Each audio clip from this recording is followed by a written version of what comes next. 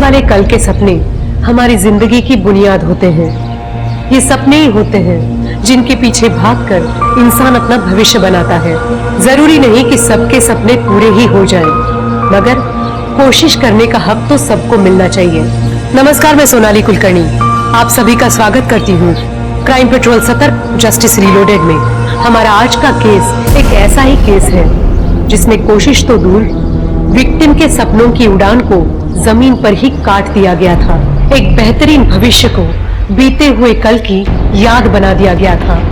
एक ऐसी याद जो सालों बीतने के बाद भी जरा सा कुरेदने पर फिर से आंखों के सामने तैर गई थी।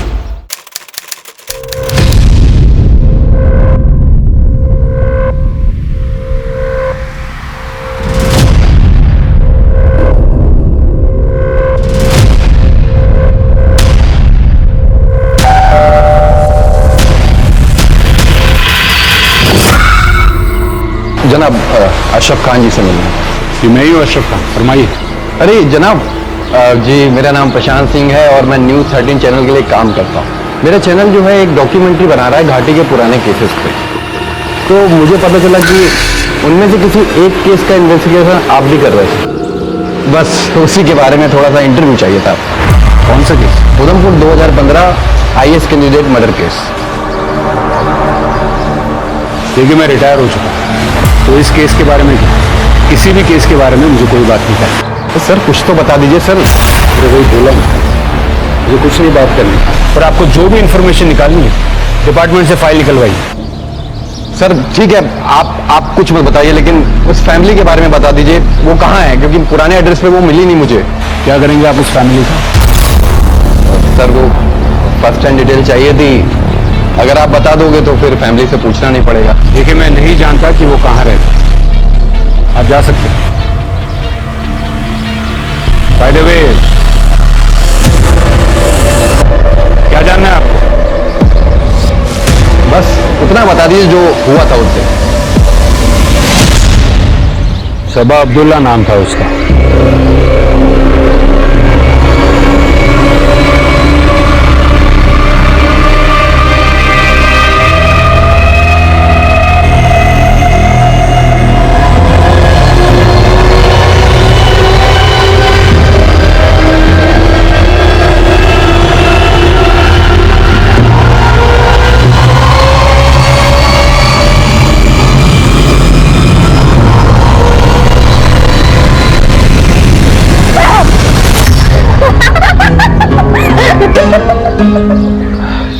दीदी आपने तो डरा ही दिया था।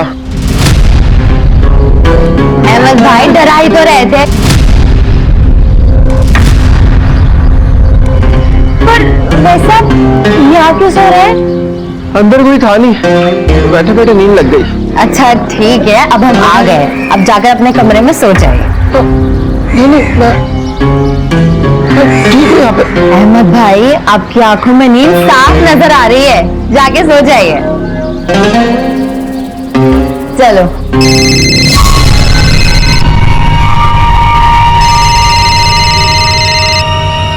सीमा, क्या हुआ? अरे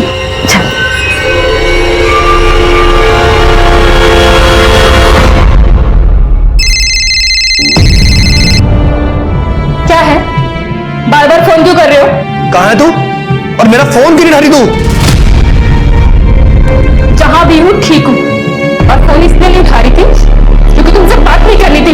ये बात अपने घर वालों को बोलना, जब मैं उनको बताऊंगा तेरी आशियों के बारे में कि घर पे कम और बाहर ज्यादा रहती है तू। रोहित तुम मुझसे ना जबान संभाल कर बात करना, समझो? तो सीमा तुम भी फ्रेश हो जाओ।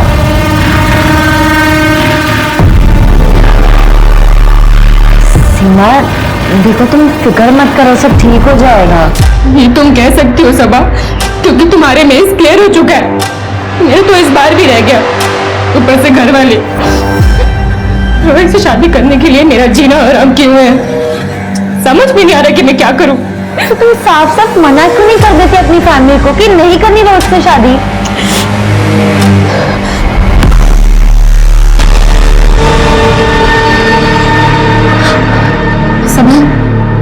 क्या तुम मुझे 1 लाख रुपए दे सकती हो? इतने पैसे क्यों चाहिए? दिल्ली जाना है, वहीं से आईएएस की तैयारी करूंगी।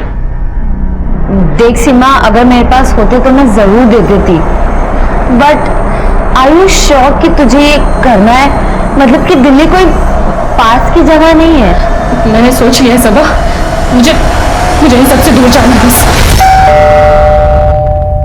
देख, पिज्जा वाला आया होगा, मैंने हम दोनों के लिए ऑर्डर किया। चलो रोना बंद कर।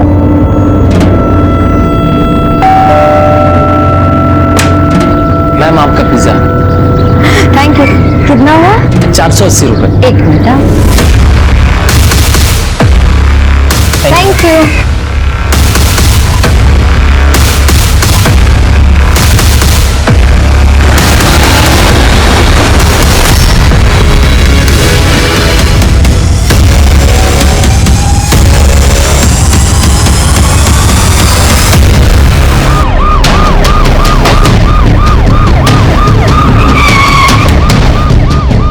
जनाब, गांव के मुखिया जमील अब्दुल्ला की बेटी थी सबा अब्दुल्ला, साथ में उसकी सहेली थी सीमा भाई, जो फैमिली को जिंदा मिली है। काफी खून बह गया है, फिलहाल उसे हॉस्पिटल भिजवाया है, काफी क्रिटिकल है। दोनों घर पर अकेली थी? जी जनाब, माँ बाप रिश्तेदार के पास गए थे और भाई अगर अपने दोस्तों के साथ बाहर गया था। जनाब,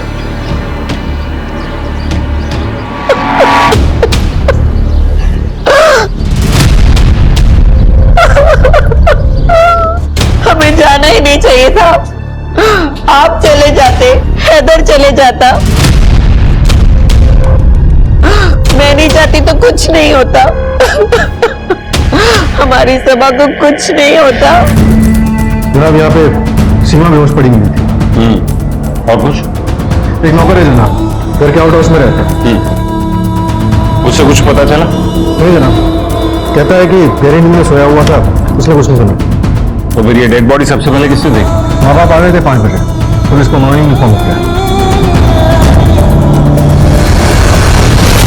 शर्मा, लड़की को मारने से पहले टॉर्चर किया गया, वो चिल्लाई भी थी, फिर आसपास किसी को कुछ सुनाई कैसे नहीं दिया? उसके गहने भी चोरी हुए। वही तो जनाब, सीमा ने भी गहने पहने हुए थे, लेकिन उसके गहने चोरी नहीं हुए। जल्दबाजी में मर्डर को लूटपाट दिखाने की कोशिश की है और सीमा को कंट्रोल करने के बाद उसे सबा पर हमला किया होगा। टारगेट सबा ही थी, लेकिन एक बात समझ में नहीं आई, अगर सीमा आई विटनेस थी तो उसे सीमा को जिंदा क्यों छोड़ा? हो सकता है उसने सीमा को मरा हुआ समझ के छोड़ दिया। हो सकता है। इस सभा ने पिछले हफ्ते ही आईएएस का मेंस क्रैक किया था। अगर इंटरव्यू पार कर लेती तो उधमपुर की सबसे पहली वुमेन ऑफिसर होती। तो ये वो सबा अब्दुल्ला है, मैंने पढ़ा है इसके बारे में। और जनाब, इसकी दोस्त सीमा इसी के साथ प्राइवेट ट्यूशंस लिया करती। एक काम करो, पड़ोसियों से पूछताछ करो, देखो कि उन्होंने कुछ देखा है, कुछ सुना हो या नहीं। अरे सबा के गहने की डिटेल्स उसकी फैमिली के पास से लो और उसे सर्टिफिकेट करवाओ।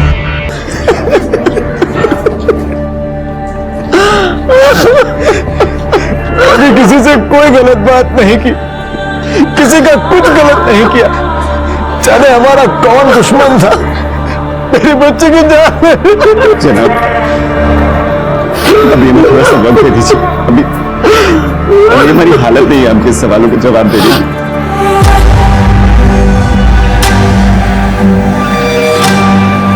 साहब, थक गया था तो गहरी नींद में सोया हुआ था, तो कुछ पता नहीं चला। फोन दे अपना, फोन दे अपना। कितने बजे आई थी सभा? जनाब, कुछ 2 बजे। उससे कुछ कहा या फिर सीमा ने कुछ अजीब देखा या कुछ सुना? जनाब, मैं बीच में पानी पीने के लिए उठा था तो मैंने कार जाती हुई देखी थी। 4 बजे के लगभग की बात है जनाब, लेकिन कार में कौन बैठा था और कार का नंबर क्या था ये नहीं पता मुझे। मुझे लगा कि कोई। झूठ क्यों बोल रहा है? झूठ क्यों बोल रहा है?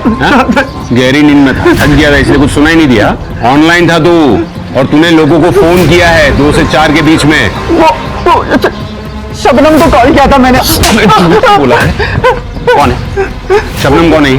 शबनम मेरे गांव की है और हम दोनों शादी करने वाले हैं, लेकिन ये बात उसके परिवार वालों को नहीं पता है, इसलिए मैंने उसका नाम नहीं लिया। हाँ जनाब, जो कार मैंने जाते हुए देखी थी वो सिल्वर कलर की थी।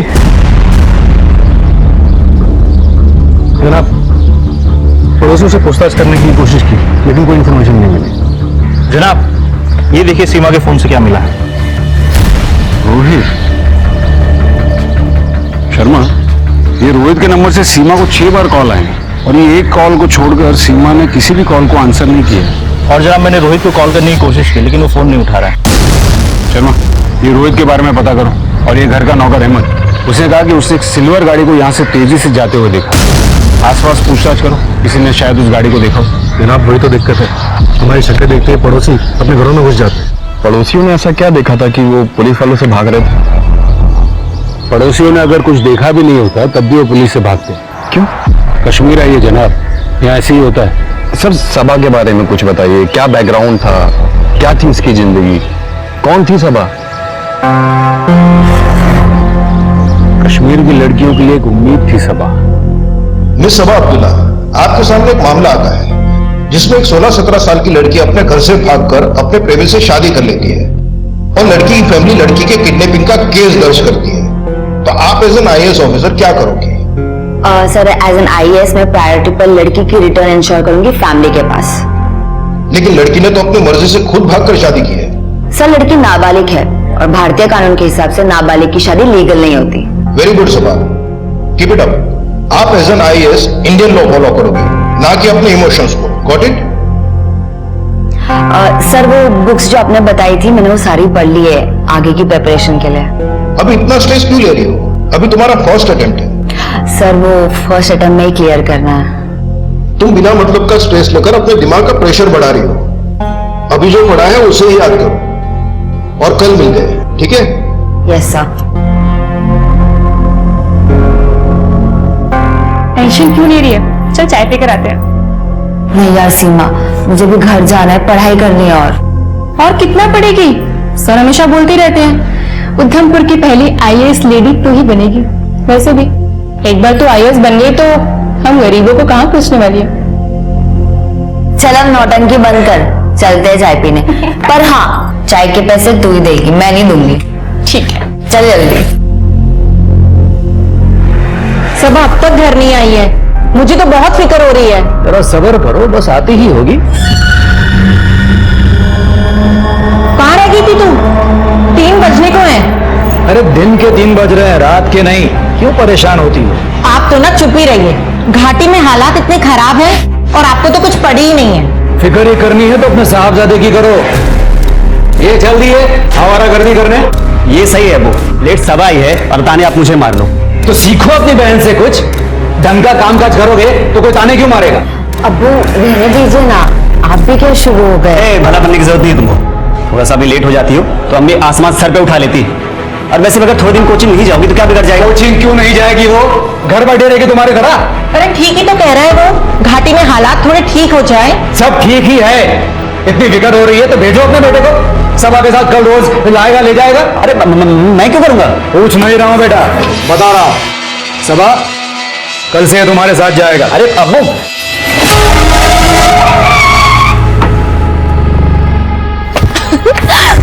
मेरी जान सबा, मेंस का रिजल्ट आ गया। उधमपुर तो छोड़ पूरे कश्मीर से तूने क्लियर किया। सच? तुम्हारा नहीं हुआ? नहीं सीमा तू अंदर चल, मैं आती हूँ। तुझे सीमा के रिजल्ट की बड़ी पड़ी है। मैंने क्लियर किया, मुझे तो कुछ नहीं कह रहा। हाँ कांग्रेचुलेशंस। इतना एटीट्यूड क्या दिखा रहा है? तेरी बहन ने मेंस क्लियर किया है, आईएएस ऑफिसर बनेगी। हाँ तो ठीक है, जब तू आईएएस बन जा रहा तो ड्राइवर मुझे ही रख लेंगे। और वैसे भी अभी तो ड्राइवर मुझे ही बना के रखा है। तो मतलब मेरा ड्राइवर कौन कह रहा है तुझे? जा, तू फ्री है, मैं खुद आ जाऊंगी। अरे अब्बू मेरी जान ले लेंगे। और अब्बू को कौन बताएगा? देख मैं तो नहीं बताऊंगी, तू बताएगा क्या? नहीं ना, जा मस्ती कर। और हाँ, अब मुझे ड्राइवर की जरूरत नहीं, ड्राइवर मुझे सरकार देगी। एक अच्छे आईएएस ऑफिसर के अंदर लोगों की समस्याओं को समझने और उनकी बेहतरी के लिए काम करने की जिद जरूरी होती है। सबा के अंदर ये दोनों ही खूबियां थी। वो बेहद जिम्मेदार लड़की थी जिसे अपने करियर की चिंता के साथ साथ अपने परिवार और दोस्तों का ख्याल भी था।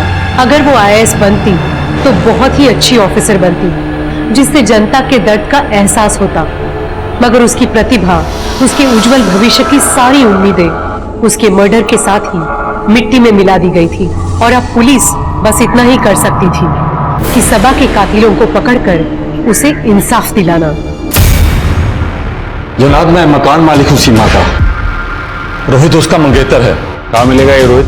जनाब, वो आज सुबह ही तो आया था सीमा से झगड़ा करने। अरे तेरे पास पैसे नहीं है तो अपनी दोस्त से ले ले, ये तो बहुत पैसे वाली है। 10, 15, 20 हजार तो दे ही सकती है। तुम बड़े ही बेशर्म आदमी हो रोहित। मैं उससे क्या कहूँ कि मेरा मंगेतर भीख मांग रहा है। क्या बोली तू? भीख मांगने आया हूँ मैं? बेशर्म हूँ मैं? भीख मांगने आया हूँ मैं यहाँ पे? भीख मांगने आया हूँ? बहुत बोल रही है तू। छोड़ो उसे, जान लोगे क्या? बीवी हो मेरी, मैं जो चाहूँ कर सकता हूँ उसके साथ। बीवी का मतलब भी जानते हो तुम? और बीवी नहीं हुई अभी तक तुम्हारी वो, और ना ही कभी होगी। तुम जिस आदमी के साथ शादी करके से अपनी जिंदगी बर्बाद कर रही है क्या? मेरे और सीमा के बीच में मत पड़ा, पछताएगी बहुत। जो करना हो कर लेना। चल सीमा।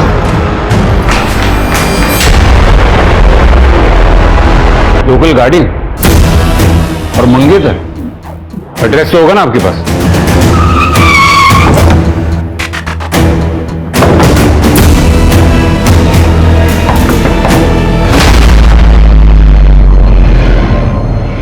जनाब आप? रोहित जी जनाब, सीमा मेरा फोन नहीं उठा रही थी, इसका मतलब ये थोड़ी ना मैं उसको मार दूंगा। ना ना, सीमा को तो जिंदा छोड़ दिया तुम, मारा तो सबा को है। धमकी भी दी थी ना उसे। जनाब सीमा जिंदा है? तुम्हें क्या लगा मर गई और तुम बच जाओगे? नहीं जनाब, मैंने किसी को नहीं मारा, मैं सुबह से घर पे ही हूँ। आप चाहें तो पास वाले किराएदार से पूछ सकते हो आप।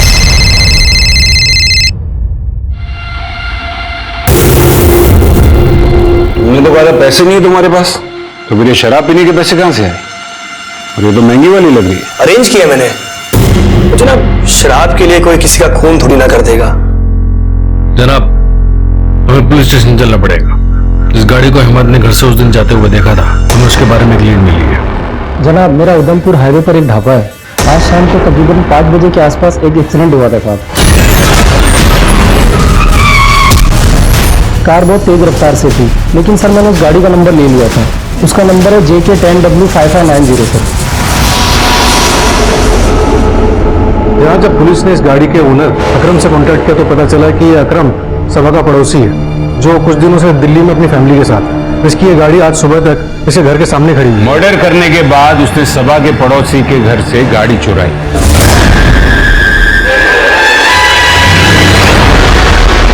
और भागने के चक्कर में वो एक्सीडेंट कर बैठा। और जनाब, इसी एक्सीडेंट में एक लड़के की मौत भी हुई है। जनाब, फिलहाल इसकी आइडेंटिफिकेशन नहीं हो सकी है, लेकिन हम कोशिश कर रहे हैं। कोशिश नहीं शर्मा, इस गाड़ी को ढूंढो। इस गाड़ी का मिलना बहुत जरूरी है। तब तक मैं हॉस्पिटल जाता हूँ और देखता हूँ कि सीमा के पास से हमें और कोई इंफॉर्मेशन मिलती है या नहीं। Okay sir.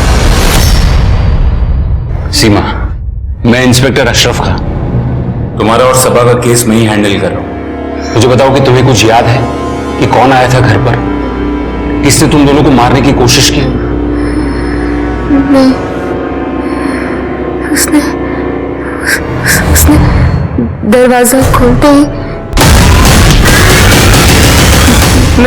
मैं उसे देख नहीं पाई। हाँ, लेकिन सीमा फिर भी कुछ तो याद होगा। वो सबा का कोई दोस्त था, तुम्हारा कोई जानने वाला था, या फिर कोई और था? कोशिश करो सीमा, याद करो कौन था वो? सीमा कौन? जनाब प्लीज प्लीज, पेशेंट की हालत खराब हो रही है।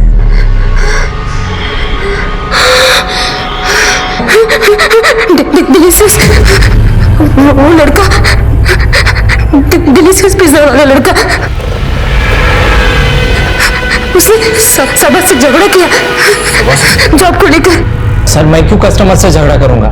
वैसे भी 2:30 बजे के आसपास मैं डिलीवरी कर वापस अपने दुकान चला गया था। तो फिर ये सीमा ने क्यों कहा कि तुम्हारी शॉप के लड़के से झगड़ा हुआ था सबा का जॉब को लेकर?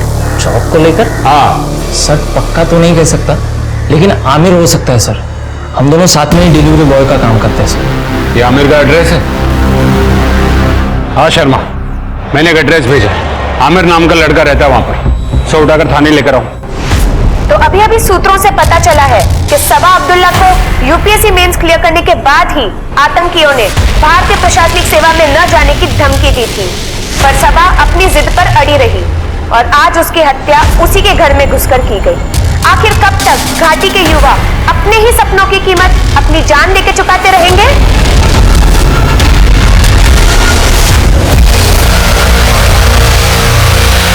बात करने के लिए तो हम कहीं पर भी आ सकते थे जमील साहब, पर इससे आपको हमारी हिम्मत का पता नहीं चलता था, इसीलिए आना पड़ा हमें यहाँ। आप हमसे क्या चाहते हैं? आपसे नहीं, आपकी बेटी से चाहते हैं। हिंदुस्तानी हमारे बच्चों को मार रहे हैं और ये उन्हीं को नायाब बनाने में लगी है, और ये हम होने नहीं देंगे। बेहतर होगा कि ये ख्वाब आप खुद ही छोड़ दें, वरना हम अपनी पे आ गए तो किसी के लिए अच्छा नहीं होगा।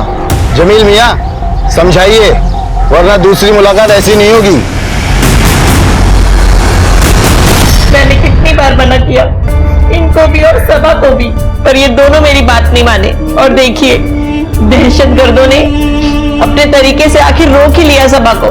हमारी सबा IAS बन जाती तो उसे देखकर दूसरे बच्चे पढ़ाई लिखाई करते, आगे बढ़ते, लेकिन फिर घाटी में बंदूक कौन उठाता, इसीलिए उन लोगों ने वही सबा को। क्या यह मुमकिन है कि सबा का मर्डर आतंकवादियों ने नहीं बल्कि किसी जानने वाले ने किया हो? जानने वाले ने? मतलब? आपका पड़ोसी अकरम, कल दोपहर को उसकी गाड़ी चोरी होगी और हमें शक है कि सबा का मर्डर करने के बाद उसका कातिल ही वो गाड़ी चुरा कर भागा। तो फिर सबा उसे कैसे जानती होगी? देखिए, मुझे गलत मत समझिएगा, लेकिन सबा एक पढ़ी लिखी लड़की थी, वो शहर आना जाना था। कहीं कोई लड़का। तो आप ये क्या बोल रहे हैं? वो ऐसा कुछ नहीं कर सकती। और सीमा? सीमा का क्या? उसकी तो शादी होने वाली थी ना। हाँ, लेकिन सीमा अपनी शादी से खुश नहीं थी, कहीं उसी वजह से तो ये। तो सर वो तो सीमा और उसके शौहर का मसला है, वो तो वही जाने, उसका सबा से क्या लेना देना है। और आपका इन नौकर अहमद? अहमद? जनाब, वो तो घर जैसा है। फिर भी उसने झूठ बोला। उसने कहा कि सबा के मर्डर के वक्त वो सो रहा, लेकिन वो सो नहीं रहा था। तो फिर वो क्या कर रहा था? उसका पता तो हम जल्दी लगा लेंगे। बस मैं आपसे ये पूछना चाह रहा हूं कि अहमद के पास सबा को नुकसान पहुंचाने की कोई वजह थी क्या?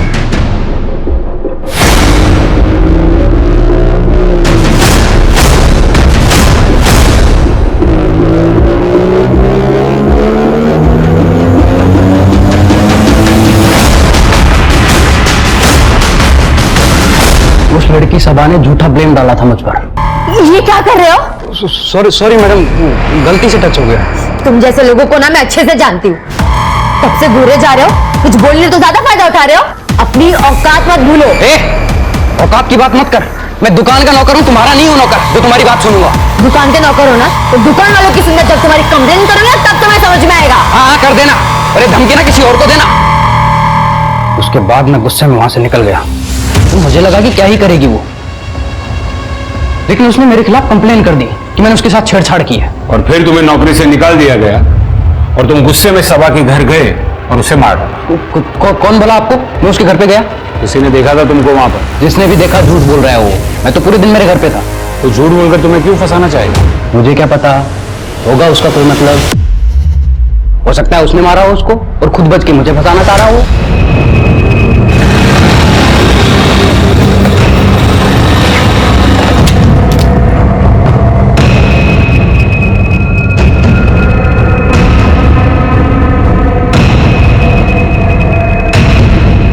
कार तो पार करा दूंगा, पैसा बहुत लगेगा। पैसा है ना तेरे पास? शर्मा, हमें आर्मी वालों से कांटेक्ट करके मिलिटेंसी वाले एंगल के बारे में पता करना होगा। तब तक इस आमिर का क्या करेंगे जनाब? फिलहाल तो उसको छोड़ दो, लेकिन उसके स्टेटमेंट्स को क्रॉस वेरीफाई करो। ये सीमा ऑलमोस्ट मरने वाली, ऐसी हालत में वो आमिर के बारे में झूठ क्यों बोलेगी? जनाब, मरने वाली नहीं है, वो मर चुकी है सर। अभी भी हॉस्पिटल से फोन आया है, ब्रेन हैमरेज की वजह से उसकी डेथ हो गई है।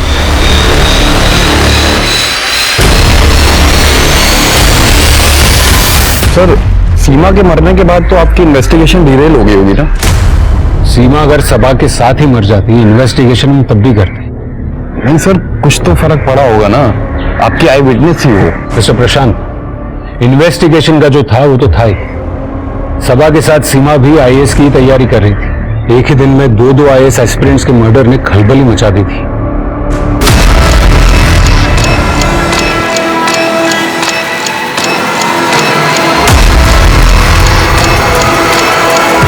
जनाब, वी आर ऑन इट। हम जल्दी केस क्रैक कर लेंगे। जी जनाब। नहीं, मिलिटेंसी वाले एंगल पर हमें अभी तक कुछ पता नहीं चल रहा है। नहीं जनाब, घर वालों ने नहीं, गांव वालों ने मीडिया में खबर लीक की है। जी जनाब। जनाब, शर्मा, इस सीडीआर रिपोर्ट कहां है? होम मिनिस्ट्री से फोन आ रहे हैं, कह रहे कि अगर आप केस सॉल्व नहीं कर पाए तो हम सेंट्रल एजेंसी को केस सौंप देंगे। जनाब, सीडीआर ही चेक करा था और सीमा के बयान की वजह भी पता चल गई। क्या समझ में आ गया?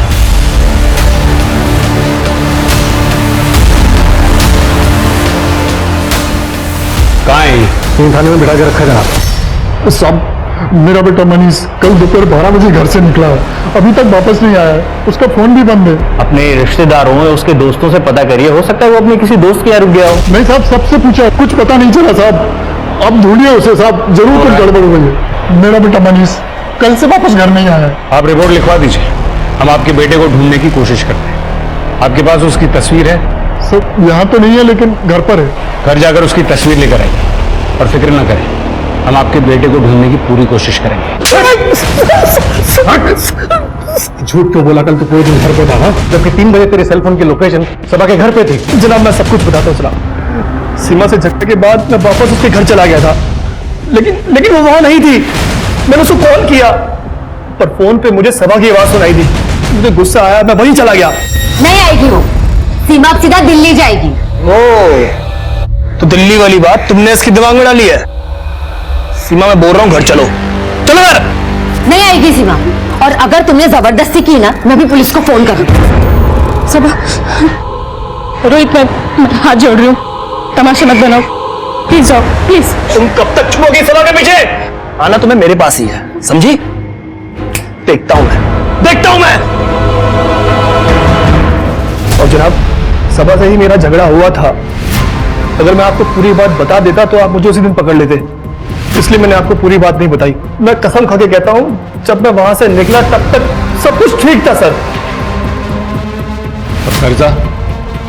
कर्जा कैसे चुका है? सबा के गहने बेचकर? नहीं जनाब, मैंने अपनी बाइक बेची है। दिखा कहां पे बेची है, चल।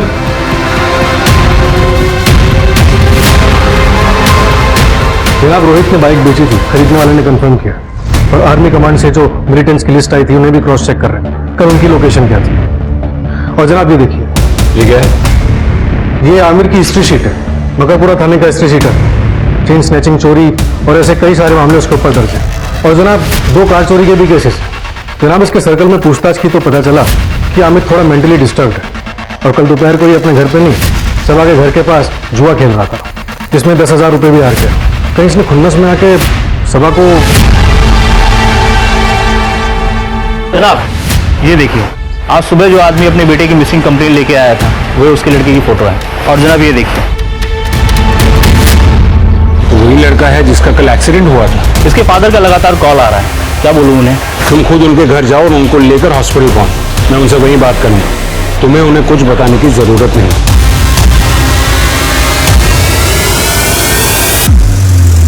किस्मत भी अजीब है शर्मा।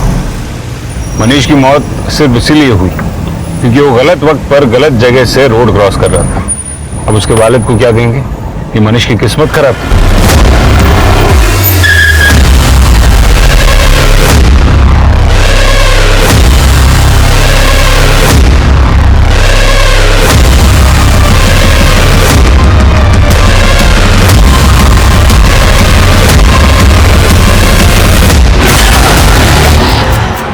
बड़ी शिद्दत से ढूंढ रहे थे जनाब, इसलिए खुद ही मिलने चला गया, क्योंकि आप भी एक कश्मीरी हो और वो लड़की सबा भी कश्मीरी थी। इसको तुम लोगों ने मार दिया। गलतफहमी में मत रहिए जनाब, कश्मीरी हमारे अपने भाई बहन होते हैं और अपनों का खून हम नहीं बहाते। आपको मानना है तो मानिए, वरना मत मानिए। हमारे नाम से आपको जो बेवकूफ बनाया जा रहा है, बस वही बताने आए थे हम।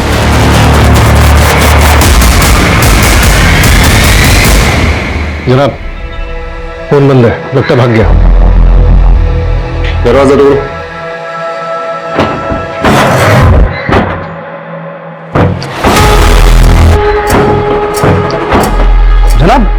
क्या कर रहे हैं आप लोग? ये दरवाजा क्यों तोड़ रहे हैं मेरा? कहाँ गया था तू? मैं तो जरूरी काम से बाहर गया था। और फोन बंद क्यों है तेरा? वो तो मैंने अंदर चार्ज लगा रखा है, पर अब दरवाजा क्यों तोड़ रहे हैं? अब मैंने क्या कर दिया? मकरपुरा का हिस्ट्री शीटर है तू। दो केसेस चल रहे हैं तुझ पर गाड़ी की चोरी के। तो उससे क्या हुआ? वो तो मैं पहले करता था ना। उसके लिए अब मैं जेल में डालोगे आप मुझे? चल ठीक है, कल का बता। 10,000 रुपए तू हार गया ना जुए में, और जुआ भी सभा के घर के पास ही खेल रहा था। तो उससे क्या, मेरा घर तो यही है और सभा का घर 4 गली छोड़ के है, और दोनों के बीच में जुए का अड्डा है। जुआ खेलना भी जुर्म है। तो लो गिरफ्तार कर लो मुझे, लो पकड़ लो, आप जेल में डाल दो मुझे। अरे कम से कम भूखा तो नहीं मरूंगा मैं। जिंदा रहते तो उस लड़की ने मेरी नौकरी खा ली, और मरने के बाद भी मुझे जेल डलवाएगी वो। जनाब पागल है, हॉस्पिटल चलते हैं, मनीष के माँ बाप इंतजार कर रहे होंगे।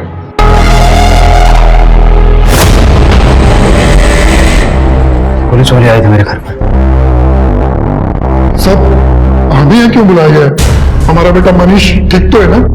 देखिए कल एक एक्सीडेंट हुआ है और उसमें एक लड़की की जान चली गई है, और हमारे हिसाब से वो मनीष ही है।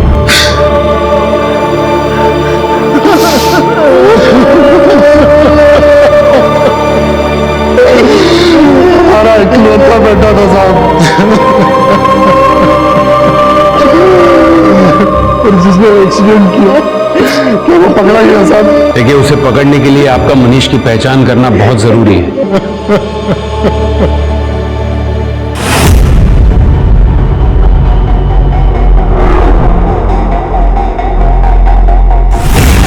जनाब गाड़ी और गहनों दोनों को ही ढूंढ रहे हैं हमारे लोग, और खबरों को भी एक्टिव कर दिया, लेकिन जनाब अभी तक कुछ पता नहीं चला। लेकिन इस अहमद के बारे में जरूर कुछ पता चला। क्या पता चला? सर शबनम ने कंफर्म किया है कि अहमद और उसकी शादी होने वाली थी, और कल दोपहर 2 बजे से 4 बजे के बीच इन दोनों की फोन पे बात भी हो रही थी। लेकिन अहमद की इसी दौरान एक दूसरे नंबर पे भी बात हुई थी, वो भी 2 बार। तो जनाब ये दूसरा नंबर मर्डर के वक्त सभा के घर पे भी एक्टिव था। इसका नंबर है किसी खुशबू नाम की लड़की पे रजिस्टर्ड है। जनाब मैं किसी के मामले में नहीं पड़ना चाहती, इसलिए आपको सच सच बता रही हूँ। मैं धंधा करती हूँ, इसलिए कल वहां गई थी। अहमद ने बुलाया था? जनाब मैं नाम तो नहीं जानती। यही था वो? ये तो नौकर है साहब, इसने नहीं बुलाया था, इसके साहब ने बुलाया था।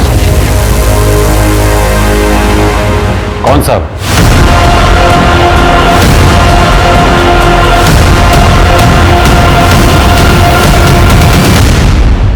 सर अहमद को बोलकर मैं घर में लड़की मंगा लेता था। कल भी मैं सबा को कोचिंग में छोड़कर घर आ गया था, और आउट हाउस में इसी लड़की के साथ था। नशे में था तो टाइम का पता ही नहीं चला। वापस सबा घर वापस आ गई। अहमद भाई आपकी आंखों में नींद साफ नजर आ रही है, जाके सो जाइए। अहमद वापस आ गया तो हम आउट हाउस में ही फंस गए। इंतजार कर रहे थे कि कम मौका मिले और हम वहां से निकले। इसने हंगामा मचा दिया जाने के लिए। सबा को सब कुछ पता चल गया। चुप करना। अरे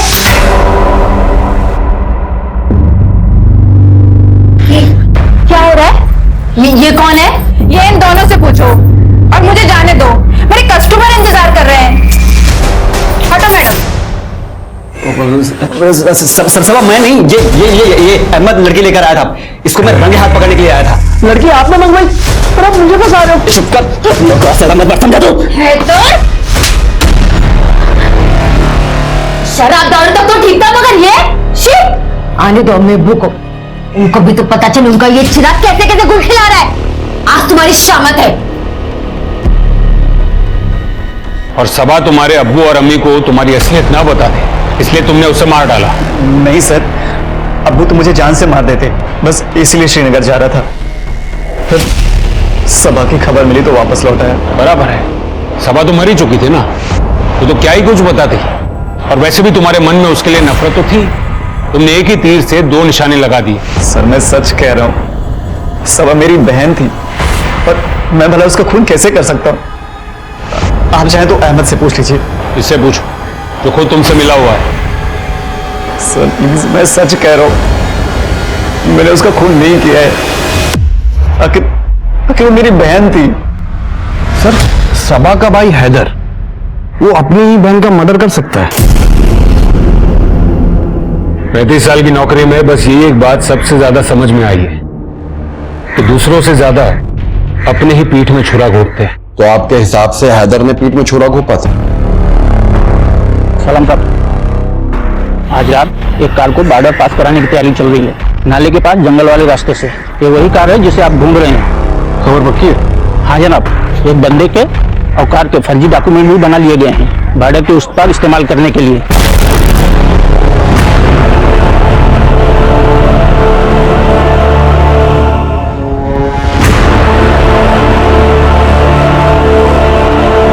शर्मा पक्का यही जगह थी?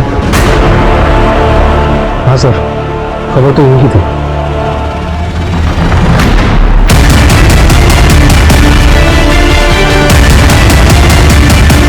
शर्मा, तो लोग आ रहे हैं, गाड़ी निकालो।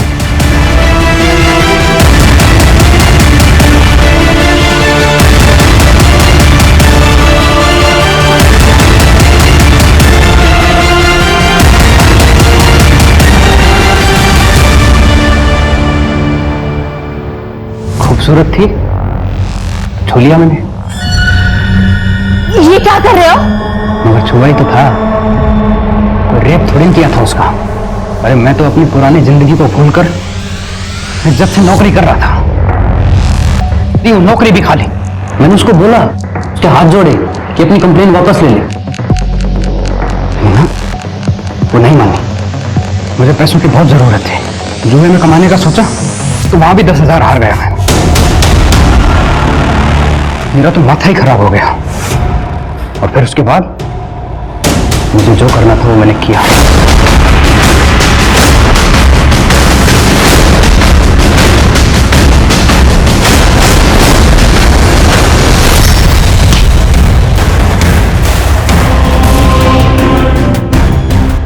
सबा के घर से निकलते मुझे कोई देख ना ले, इसलिए मैंने उसके पड़ोसी की कार चुराकर उसमें भाग गया।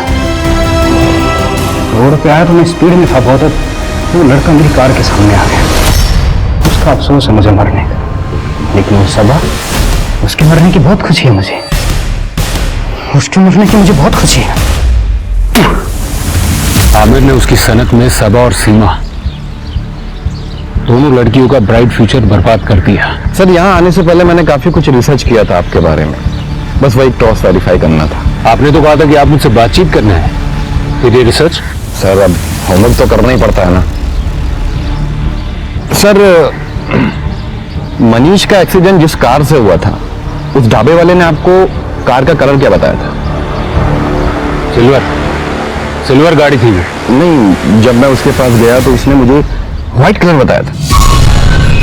वो इतने साल हो गए, वो भूल गया होगा। नहीं, मैं कंफर्म हूं कि मुझे उसने व्हाइट कलर ही बताया था। एक बार आप कंफर्म कर लीजिए।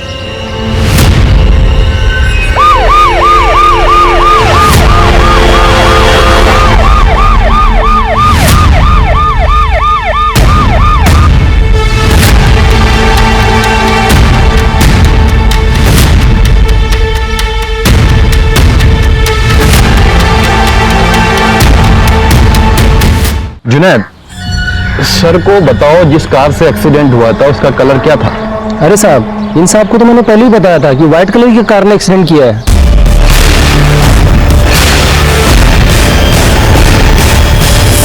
ये इंटरव्यू के बहाने क्या बकवास चल रहा है यहाँ पर, और ये आदमी चीजों को भूल रहा है। एक सेकंड सर। जुनैद, गाड़ी का नंबर क्या देखा था तुमने? साहब, कार इतनी तेजी से थी कि नंबर मैं ठीक से देख नहीं पाया। सर, जब जुनैद ने कोई नंबर देखा ही नहीं था तो आपकी इन्वेस्टिगेशन में JK10W5590 ये कहां से आ गया? ये इसी ने बताया था नंबर। पता नहीं क्यों झूठ बोल रहा है, क्यों बोल रहा है तू? जनाब, झूठ ये नहीं आप बोल रहे। 5 साल पहले जो अपनी जांच में आपने सर छुपाया था, अब वो बाहर आ रहा है। सीनियर हूं मैं तुम्हारा, सीनियर से ऐसे बात करते हैं? सर, सीनियर जूनियर छोड़ते हैं, अब कुछ फैक्ट्स के बारे में बात कर लेते हैं। ये है मरने वाले मनीष की CDR रिपोर्ट। इस CDR रिपोर्ट के हिसाब से लास्ट कॉल मनीष ने किसी साहिल नाम के व्यक्ति को किया था, पर आपके इन्वेस्टिगेशन में साहिल नाम के व्यक्ति का कहीं भी जिक्र नहीं है। कौन था ये साहिल? मनीष का एक्सीडेंट कोई रैंडम एक्सीडेंट नहीं था, प्लान मर्डर था। क्या हुआ था उस दिन इसे छिपाने के लिए आपने इतनी बड़ी प्लानिंग कर ली? मनीष, जल्दी पहनो, हैदर घर पर है, तुम देखिए ना आफत हो जाएगी। जल्दी जल्दी यहाँ से तुम जाओ।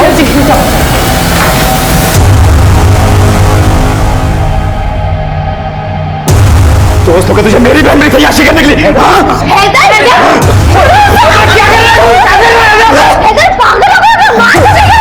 तुम जाओ यहाँ से। कोई कहीं नहीं जाएगा जब तक हम वो घर नहीं आ जाते, कोई कहीं नहीं जाएगा। ऐसा मत कर। इसी के लिए तुझे पाला था कि एक हमारी इज्जत पे दाग लगा सके तू।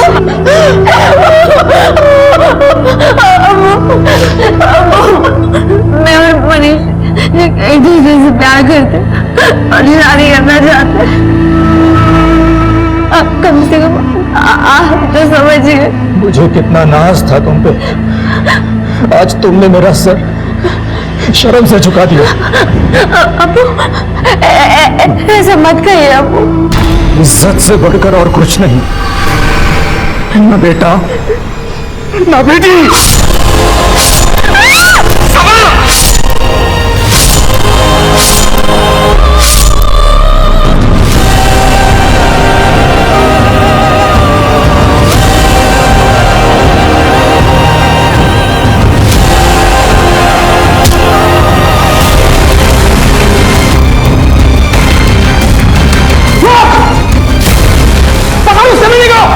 जिंदा नहीं बचना चाहिए वो।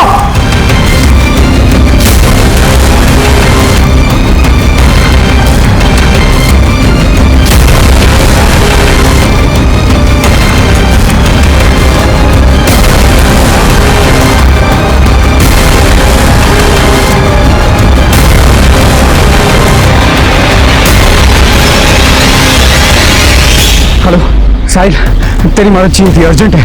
अरे अभी अभी एयरपोर्ट से निकला था, बस तुझे ही कॉल करने वाला था। अरे वो छोड़ना, मुझे तेरी मदद की जरूरत है, अर्जेंट है। क्यों, क्या हुआ?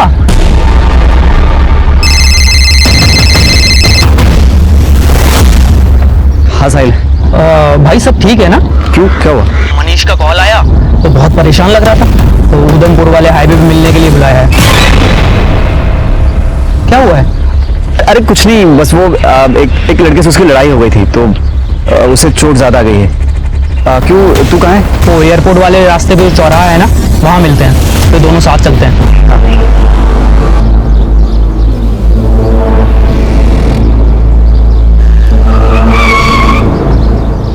अब बताएगा किस लड़के से झगड़ा हुआ है? मनीष ने तो यही बुलाया था ना, दिख नहीं रहा है। वो रहा मनीष।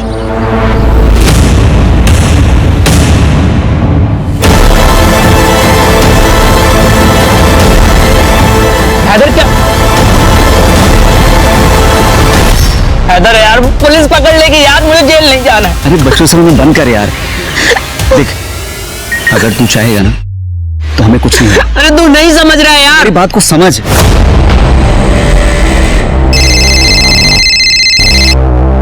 अरे साहिल बेटा, ये क्या, हमारी फ्लाइट जल्दी लैंड होगी? अरे फोन किया होता तो मैं खुद तुम्हें लेने आ जाता। बाबा मैं जेल नहीं जाना चाहता बाबा। अरे क्या हुआ बेटा, तुम रो क्यों रहे हो? बाबा वो साहिल, पूरी बात बताओ।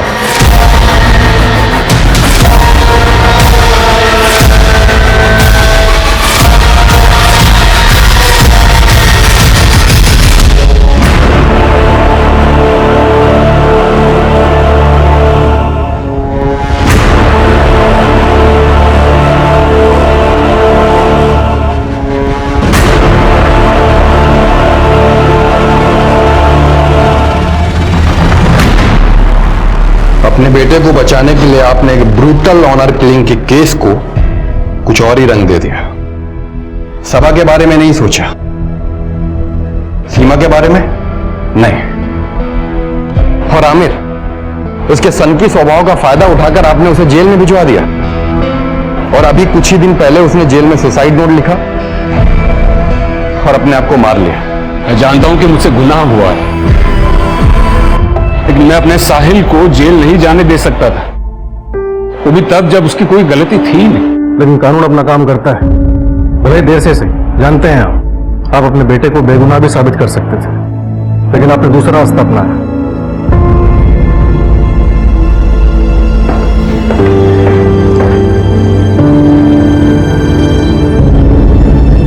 बाय द वे, कहानी काफी अच्छी थी आपकी। आदाब।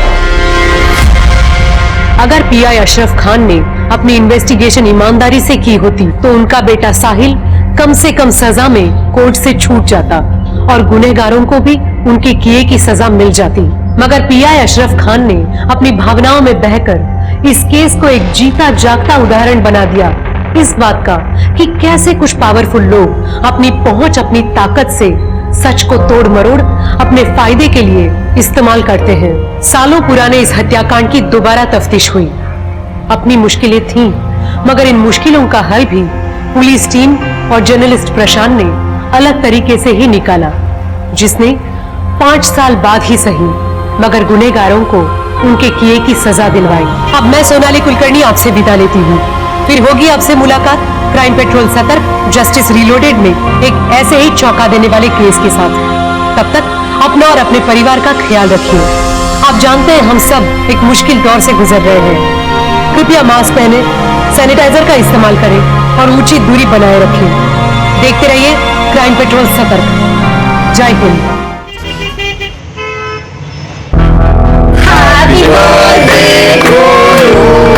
Happy birthday dear Rajma. Happy birthday to you. Happy birthday.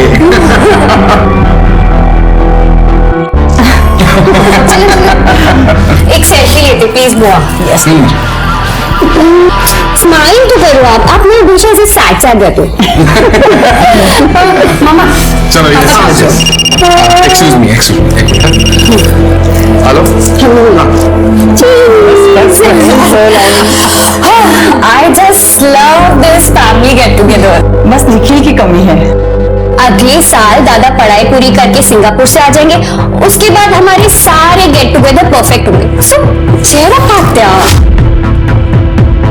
Okay बेटा, अभी हम जल्दी से अच्छा खाना ऑर्डर करते हैं। अरे नहीं बेटा, ये तो दिखते। अरे दीदी खाना तो खा के जाइए, बस अभी ऑर्डर हो ही रहा है ना। नहीं मुझे निकलना है, मैं निकलती हूँ। बाय। ठीक है बाय। चलो चलो चलो लेट्स टेक अ सेल्फी।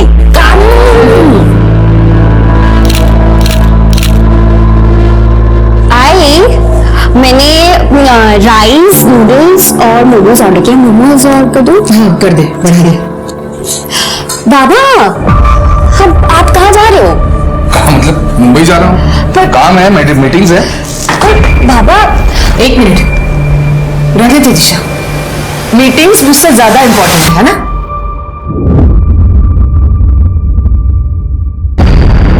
देखो ये इमोशनल ड्रामा करने की जरूरत नहीं है, काम है इसलिए जा रहा हूँ। Emotional drama? मैं कर रही हूँ इमोशनल ड्रामा या आप कर रहे हैं इमोशनल ड्रामा? देखो तो बाबा प्लीज ताई का मूड मत खराब करो प्लीज। मूड खराब ना हो इसलिए जा रहा हूँ मुंबई। अच्छा हर हफ्ते हम लोगों को यहाँ पे अकेला छोड़ के मुंबई जाते ही हो ना। अगर एक हफ्ता नहीं जाएंगे तो क्या फर्क पड़ जाएगा? फर्क पड़ेगा, मेरा काम रुक जाएगा, पैसा नहीं मिलेगा। समझ में नहीं आती बात? ये जो केक काटा ना, ये जो खाना ऑर्डर किया जा रहा है वो मेरे पैसे से किया जा रहा है। मैं दिन रात मेहनत कर रहा हूँ ताकि आप लोगों को अच्छी जिंदगी दे पाऊं। समझ नहीं रहा है? देखो पहले ही ड्रामा कौन कर रहा है। बाबा बाबा बाबा बाबा प्लीज रुक जाइए ना, क्या कर रहे हैं आप? तुम मुझे मत सिखाओ क्या करना है क्या नहीं करना है। नहीं रुक जाओ, जाने दे। हम जिए मरे इन्हें कुछ फर्क नहीं पड़ता। देखो ये नाटक बंद करो। नाटक? और आप ये सब कुछ जो सुनाया ना, आप पैसे खर्च करते तो उपकार नहीं कर रहे, सब पता। बस तुम भी कोई एहसान नहीं कर रहे हो मेरे ऊपर। ये है ना यहाँ पाल पोस रहा हूँ ना, रहो खाओ खुश रहो। ये बिजनेस मेरी प्रायोरिटी है, तुम्हारे इमोशनल ड्रामे में अटक कर मैं मेरा बिजनेस छुपा नहीं सकता। मेरा बिजनेस से क्यों निकल जाओ घर से? जा रहा हूँ ना, क्यों आ रहे हो मुझे? बाबा आपको नहीं कह रहे थे। मुझे पता है, लेकिन जब भी इनका झगड़ा होता है मुझे कुछ समझ में नहीं आता। दिमाग में अजीब अजीब आवाजें घूमती हैं। आप रुको, मैं आती हूँ।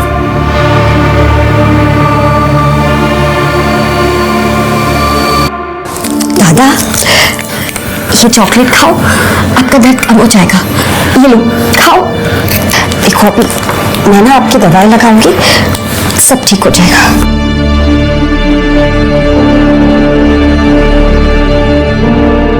आई की कोई गलती नहीं है। अगर आई चाहती कि बाबा उनके साथ थोड़ा टाइम स्पेंड करे तो बाबा मीटिंग कैंसिल कर सकते हैं। फिर ये झगड़ा क्यों? हाँ मुझे पता है आई की कोई गलती नहीं है। आप बस शांत रहा करो।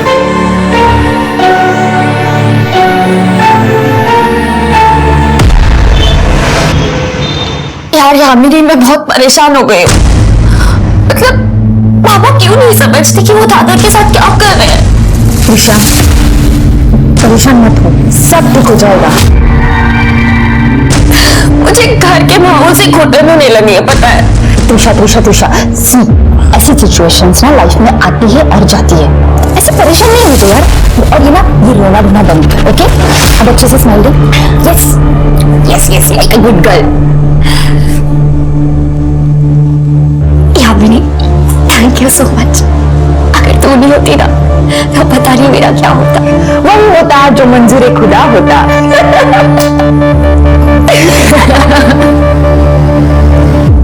गहरी सांस लें और अपना ध्यान सांस पे केंद्रित करें और इसी के साथ अपने कॉन्शियसनेस यानी अपने अंतर मन में झांकिए। नमस्कार, मैं सर्वेश। मैं एक योगा एक्सपर्ट और स्पिरिचुअल हीलर हूं। आपको अगर मेरी ऑनलाइन क्लासेस ज्वाइन करनी है तो नीचे दिए हुए नंबर पे कॉल कीजिए। धन्यवाद।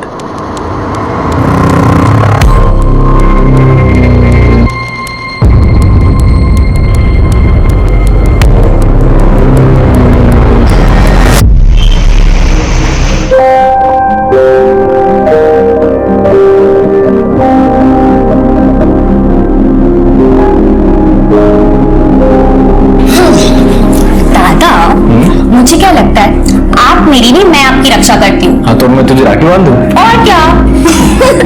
बच्चा हो गया रक्षाबंधन। आद्या, नमस्ते। खुश रहो बच्चा, खुश रहो। दादा, मेरा गिफ्ट किधर है? गिफ्ट है ना, सरप्राइज भी है, आजा देता हूँ। चलो।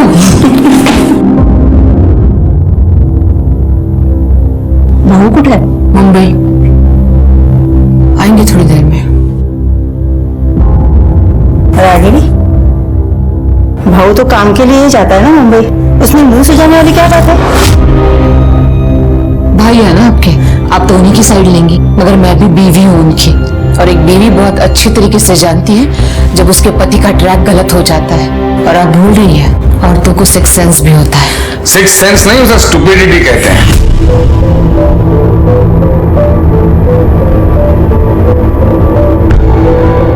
अच्छा, ये बात भी तो ठीक है ना, जहाँ आग होती है वही धुआं निकलता है। और उसी धुएं ने तुम्हें अंधा कर दिया है। अच्छा, मुझे अंधा कर दिया है। बस भी करो अब तुम दोनों। बस करो क्या? तुम्हें पता नहीं है? अजीबो गरीब औरत है ये, अजीबो गरीब, उल्टी सुल्टी हरकतें करती रहती है, पता है?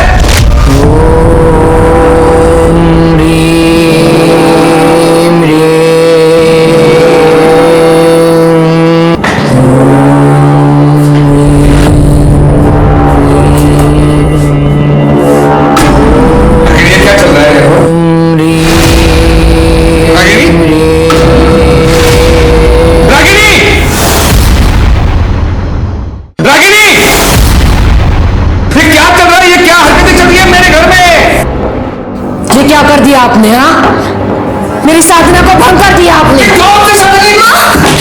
बस, मैं ठीक हूँ और आज के बाद आप अलग कमरे में सोएंगे। ये मेरी पूजा का कमरा है और यहाँ पर आज के बाद मेरे अलावा और कोई नहीं आएगा।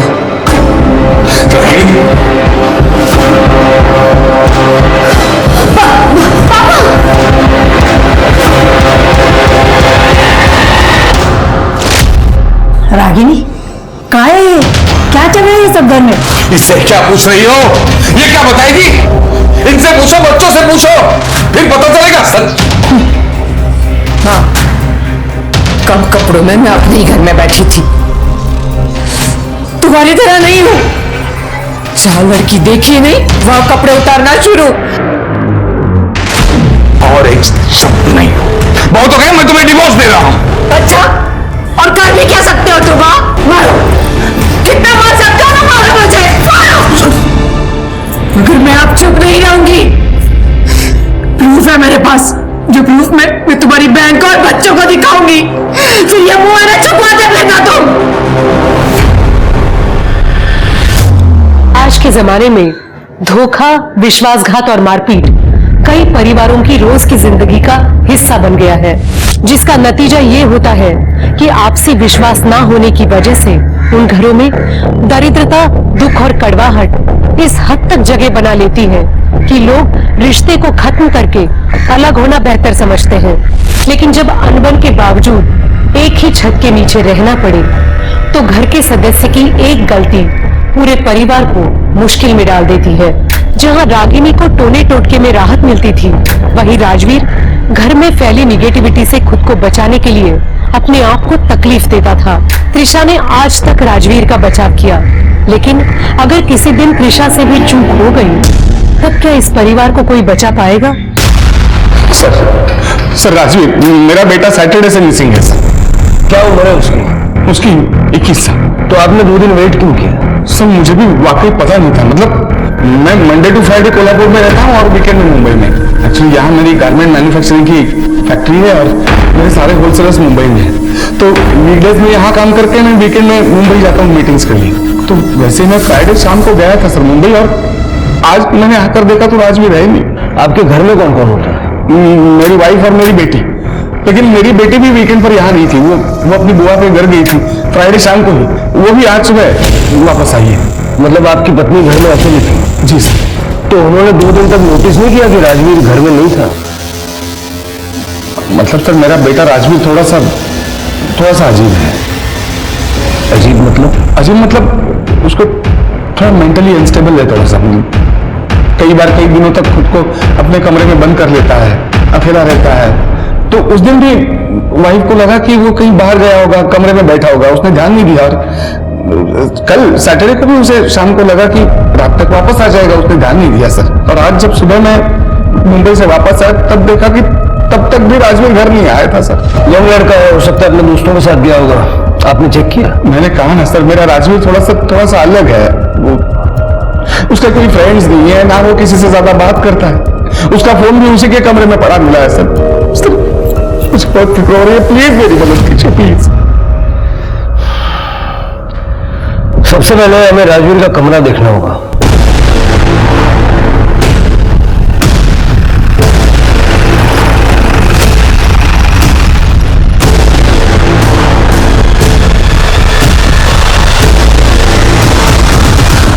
जरा सारा कमरा चेक करो। लगता है कई महीनों से कमरे की खिड़की तक नहीं खुली है।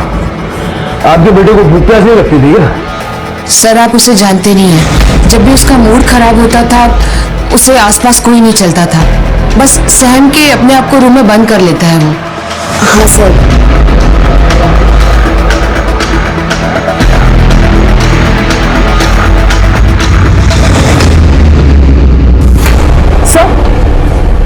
सर ये देखिए क्या मिला है। ये लव लेटर्स है और ये शायद खून से लिखे हुआ है।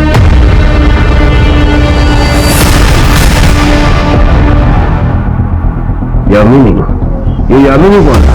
मेरी बेस्ट फ्रेंड है। क्यों? आपके भाई ने चिट्ठियां लिखी है यामिनी को खून से। आई स्वेयर सर, मुझे इसके बारे में कुछ नहीं पता। सर एक फोन मिला है, ये देखिए, एक लड़की की तस्वीर है। ये यामिनी? हाँ सर। सर इसी लड़की की फोटो से पूरा फोन भरा पड़ा है। लगता है ये इसे बहुत चाहता था। इतना सब कुछ है, आपको कोई आइडिया नहीं? सच में सर मुझे कुछ नहीं पता, और यामिनी मेरी बहुत क्लोज है। अगर दादा ने उसको प्रपोज किया होता तो मुझे वो जरूर बताती। सर ये देखिए, खून से सना हुआ है। ये क्या है ये सब? सर जब भी इन दोनों का झगड़ा होता था दादा खुद को नुकसान पहुंचाते थे। नुकसान मतलब कैसे? वो खुद को स्लिप करते थे। फ्राइडे को मेरे जाने के बाद आप दोनों का झगड़ा हुआ था? नहीं बेटा। यामिनी का नंबर इससे लो और यामिनी उठाना बोलो।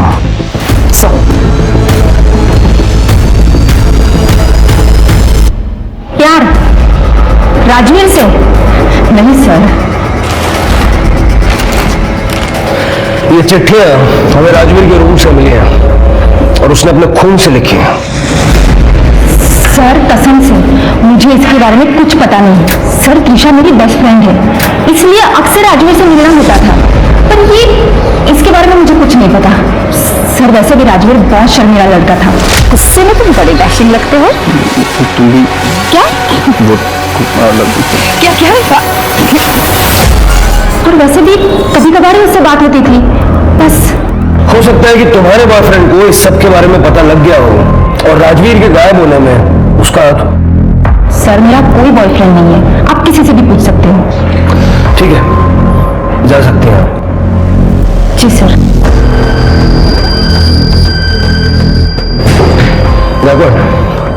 ये यामिनी कितना सच बोल रही है जरा पता करो, और ये भी चेक करो कि रागिनी और उसके हस्बैंड के बीच तालमेल क्यों नहीं है, और तुझे भी सीढ़ियां निकालना। ओके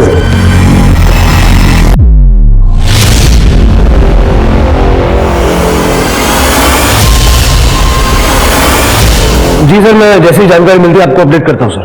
जय हिंद। सर, यामिनी की कार डिटेल रिपोर्ट से पता चला है कि यामिनी और त्रिशा इन दोनों के बीच में काफी सारे बातें हुआ करती थी, और वो नेचुरल भी है क्योंकि दोनों अच्छी दोस्त थी। हाँ, लेकिन किसी लड़के के साथ यामिनी का कोई कनेक्शन नहीं मिला। अच्छा, स्ट्रेंज। लेकिन सर, जांच के दरमियान और एक बात सामने आई है। ये त्रिशा का सीनियर प्रतीक माने, अरविंद को शक था कि त्रिशा और प्रतीक माने के बीच में कुछ अफेयर है, इसलिए उसने प्रतीक को गुंडों से पिटवाया भी था। और ये राजवीर, उसके साथ भी प्रतीक का झगड़ा हुआ था कुछ दिनों पहले। प्रतीक माने ये त्रिशा का बॉयफ्रेंड हो सकता है।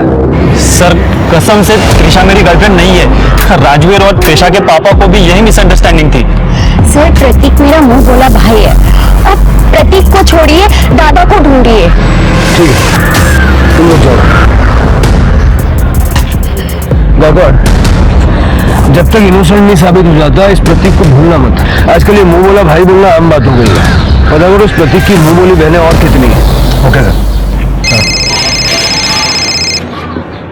हाँ पूजा। सर मैं साबले परिवार के पड़ोसियों से बात की, उनका कहना है कि रागिनी और अरविंद के बीच अक्सर झगड़े होते रहते हैं। हाँ मैडम, मैं इधर ही बाजू में रहती हूँ। वैसे तो चीखने चिल्लाने की आवाज तो रोज ही आती है, लेकिन इसमें कोई चौंकाने वाली बात नहीं है मैडम। वैसे भी रागिनी अरविंद की दूसरी पत्नी है और राजवीर की सौतेली माँ, तो तमाशा तो होना ही है ना मैडम। राजवीर लगभग 3 साल का होगा मैडम, तब हेमा वहीनी की मौत हो गई थी। अरे ये तो कुछ भी नहीं, मैंने तो सुना है वो रागिनी काला जादू करती है, काला जादू। अरे सुना क्या, मैंने तो देखा भी है। एक दिन कुत्ते ने उनका कचरे का डिब्बा गिरा दिया था, तो उसमें नींबू, गुड़िया, सिंदूर और काला कपड़ा और ना जाने क्या क्या था उसमें। मैंने तो उसकी फोटो भी निकाली है, देखा? हाँ, ये देखिए।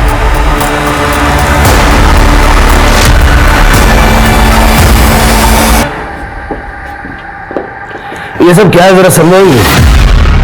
ये सारा मटेरियल आपके घर के पीछे से निकला है। जी ये सच है कि मैं काला जादू सीख रही हूँ। कहाँ? किससे? Online classes. सर्वेश, ये काला जादू क्यों सीख रही है आप? कोई खास वजह? घर की सुख शांति के लिए।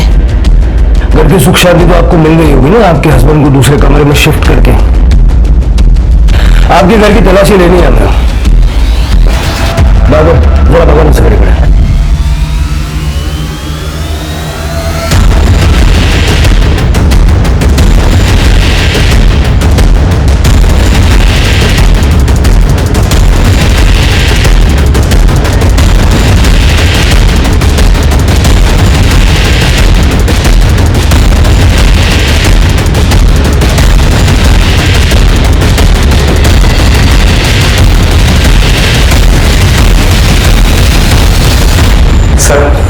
कुछ नहीं मिला सर, कुछ भी नहीं है। बस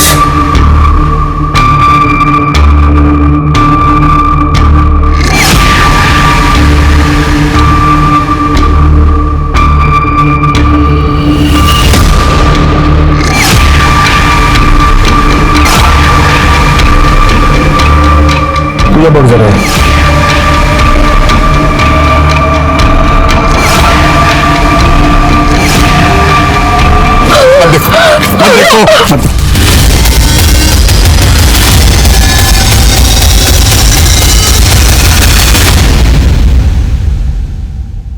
सर लगता है बॉडी को तेल में उबाला गया है। राजवीर, मैं कैसे कह सकता हूँ सर?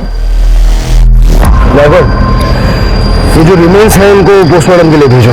रिका में सर सारी छत पे जरा अच्छे से चेक करो, देखो कुछ मिलता है क्या। सर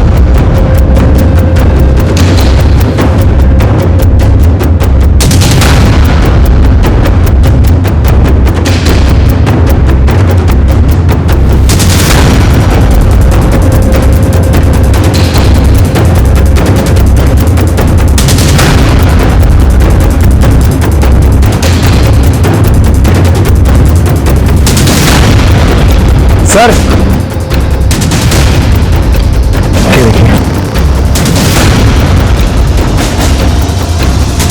ये आपका लगता है?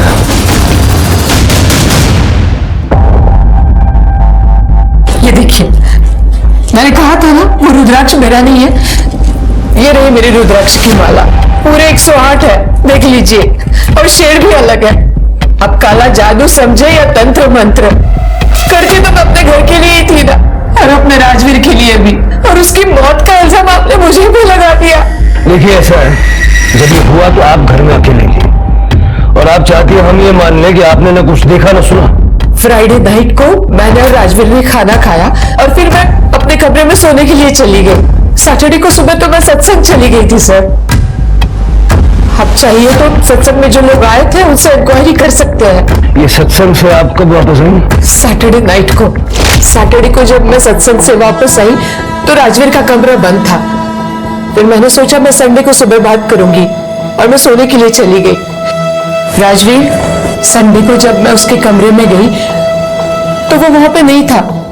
मुझे लगा कहीं बाहर गया होगा, इसलिए मैंने उसे फोन किया, मगर मैंने देखा उसका फोन कमरे में ही था।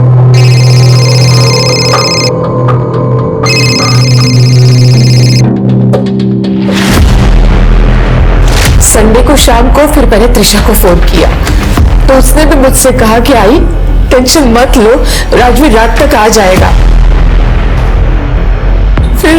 फिर मैं सोने के लिए चली गई ये सोचकर कि उसे लेट हो जाएगा। फिर मंडे को सुबह जब मैं उठी और मैंने देखा तब भी राजवीर अपने कमरे में नहीं था और उसी वक्त अरविंद घर पे आ गए।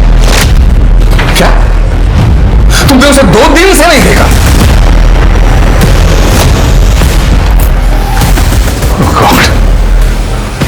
कहाँ गया होगा?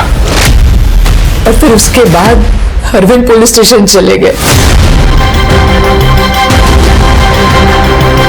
सर, आपको क्या लगता है ये रागिनी सच बोली है? पूजा, ये जो काला जादू वाली जो हरकत है उसकी वजह से अगर वो सच बोल भी रही है तब भी उसकी बात पे यकीन करना मेरे लिए मुश्किल है। हमें महाराज से मिलना होगा। देखो, मुंबई चलने की तैयारी करो। ओके सर, वो सरफिरी औरत है, बकवास कर रही है वो। और एक बात मैं आपको क्लियर कर दूं, मैंने आज तक कभी काला जादू किया नहीं है और ना ही मैं सिखाता हूं। मैं एक वेल रेप्यूटेड योगा टीचर हूं और सेल्फ हीलर भी हूं। आज तक मैंने जिन लोगों की मदद की है आप उनसे जाके पूछ सकते हो। जाहिर सी बात है कि आप ये काला जादू खुलेआम तो सिखाते नहीं होंगे, कहीं ये योगा और हीलिंग की आड़ में तो ये सब काम नहीं करते। रागिनी ने हमसे साफ शब्दों में ये कहा कि वो आपसे काला जादू सीख रही है।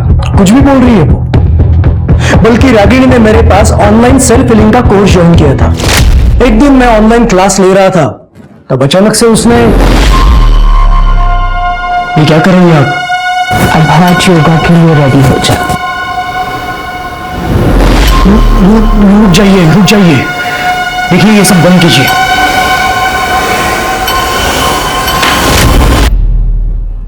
उसके बाद कुछ नहीं सर, क्या होगा? उस दिन से मैंने उससे बात करना बंद किया। सर, मुझे वो क्रेजी अनस्टेबल औरत लगी। आई की सेरेमनी पूजा की वजह से घर में बहुत स्ट्रेस था, लेकिन इसमें भी बाबा की गलती थी। मतलब? आई को डाउट था कि बाबा का मुंबई में एक्स्ट्रा मैरिटल अफेयर है, और एक बार तो आई ने कहा भी था कि उनके पास कुछ फोटोज और प्रूफ्स है कि बाबा उन्हें धोखा दे रहे हैं।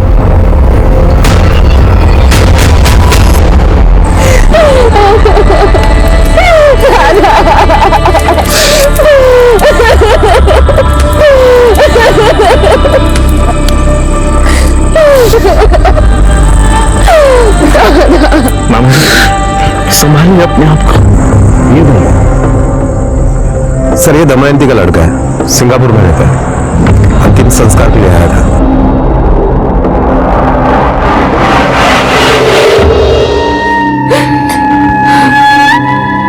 राजवीर के जाने से ऐसा लग रहा है कि तुम्हें कुछ बचा ही नहीं। जो भी कमाया जो सब उसी के लिए तो था। संभाला स्वतःला। देखिए, आपको जब तक मेरी जरूरत है मैं यहाँ रहने के लिए तैयार हूँ, आप ही के पास। Thank you. लेकिन बेटा तुम अपनी पढ़ाई बर्बाद मत करना। सिंगापुर में जाओ, अच्छी पढ़ाई करें। हम हैं, हम संभाल लेंगे।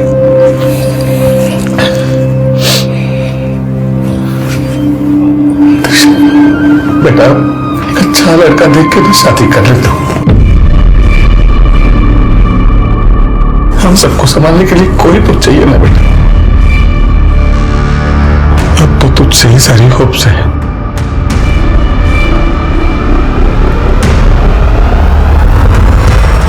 आत्या, अगर पापा जैसा चाहते हैं मैं वैसा करूंगी तो मेरी लाइफ तो बर्बाद हो जाएगी ना। उसको क्या जवाब दूंगी? हाँ प्लीज आत्या, आप कुछ करो ना। त्रिशा, मुझे पता है आप कर सकते हो कुछ। प्लीज आत्या, प्लीज प्लीज। देखो त्रिशा, तू जानती है मैं अपने पापा को, लगता है मुझे ही कुछ करना पड़ेगा। त्रिशा जो भी करना है वो बाद में, लेकिन अभी बाहर चलते हैं जल्दी से। सब लोग खाने के लिए इंतजार कर रहे हैं, नहीं तो खाने का शक हो जाएगा। चल जल्दी से। ठीक है, देखते हैं। सर राजवीर की postmortem report. Sir postmortem report से पता चलता है कि राजवीर को तपेले में भूनने से पहले उसके बॉडी को कर्पूर और घी से मला गया था और उसके सर को भी बहुत बुरी तरह से कुचला गया था। 21 अगस्त को रात को 8 से 12 बजे के बीच में उसकी मौत हुई है। मतलब सबसे पहले सर को कुचला गया और बाद में उसकी बॉडी को भूना गया। ये काला जादू है। सर हमने सर्वेश का भी बैकग्राउंड चेक किया, बिल्कुल क्लीन है। काले जादू से उसका कोई कनेक्शन नहीं है। मतलब रागिनी पे हमारा शक सही है। रागिनी ने ये काला जादू कहीं और से सीखा है। सर रागिनी की कॉल डिटेल्स जब हमने चेक किए तो पता चला कि वो एक प्राइवेट डिटेक्टिव के कांटेक्ट में है जिसका नाम विनय पाठारे। बुलाओ इस विनय पाठारे को। वो गायब हो गई। त्रिशा मेरी बेटी गायब है। मेरी बेटी गायब हो गई। वो मेरे बहन के घर रहने गई थी, वहां से गायब है। प्लीज बेटी बचाइए।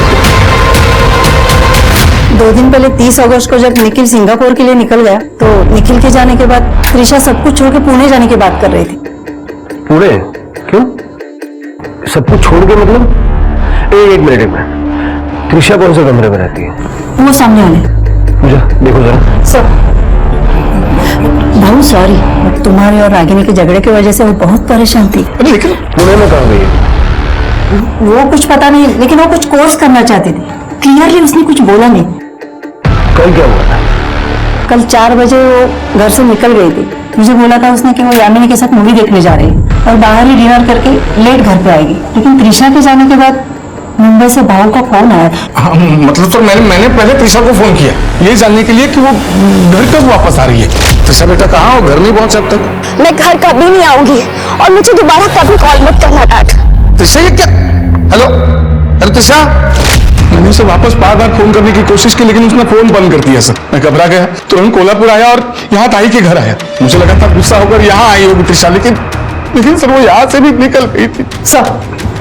सर त्रिशा जिस रूम में रह रही थी पूरा रूम चेक कर लिया, लेकिन वो सब कुछ लेके जा चुकी है। इसका मतलब उसने अपना प्लान एग्जीक्यूट कर लिया।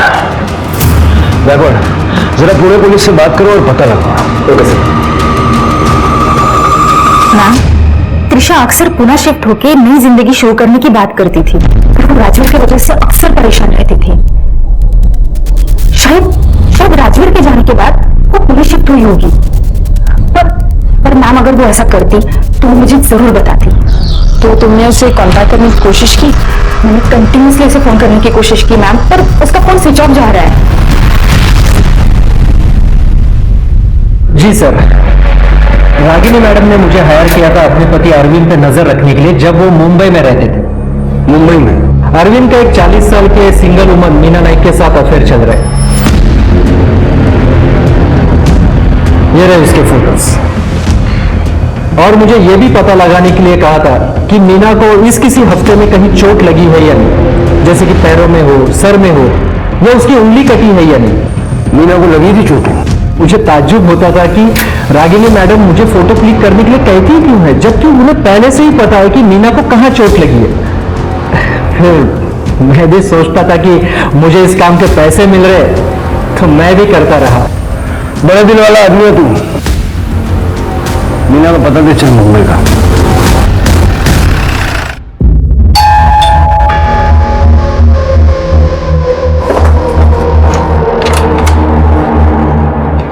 मीना जी अरविंद साबड़े को जानती हैं आप? जी, मैं अरविंद के साथ रिलेशनशिप में हूँ। कई साल पहले मेरा डिवोर्स हो चुका है। अरविंद मुझसे शादी करना चाहते थे, वो रागिनी को तलाक देने वाले थे, मगर मुझे शक हुआ कि कुछ दिनों से कोई मेरा पीछा कर रहा है।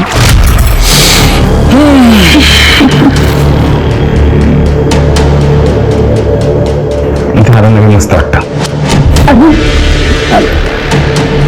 अरविंद वहां कोई है? वहां? हाँ।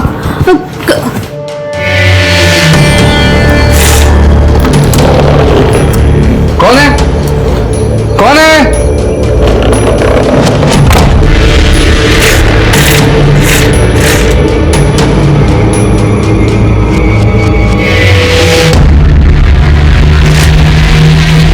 ये जो आपको हाथ में और सर पे चोटें लगी हैं, इसके लिए अरविंद जिम्मेदार है? हाँ? नहीं, अरविंद मुझे कभी चोट नहीं पहुंचा सकते। तो ये चोटें आपने अपने आप को खुद पहुंचाई? नहीं, पता नहीं कुछ दिनों से क्या हो रहा है। मैं ऐसे चलते फिरते टकरा जाती हूँ, कभी पैर में चोट आ जाती है, कभी हाथ में, तो कभी सर पे। ऐसा लग रहा है कि कोई मुझ पे काला जादू कर रहा है। अरविंद ने मुझे बताया था कि उसकी बीवी रागिनी काला जादू टोना करती है। कहीं ऐसे तो नहीं कि वही मुझ पे ये जादू टोना कर रही है। अरविंद को भी जब से पता चला था कि वो काला जादू करती है, वो खुद को लेकर और बच्चे को लेकर काफी डर गया था।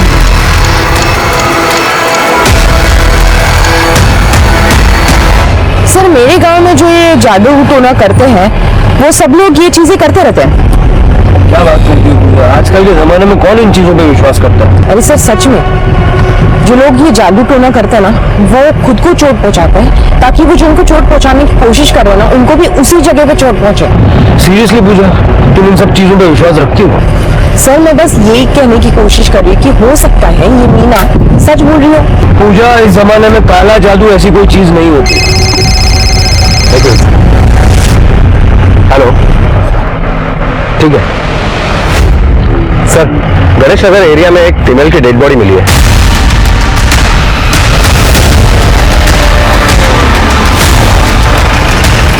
सर, इस तरफ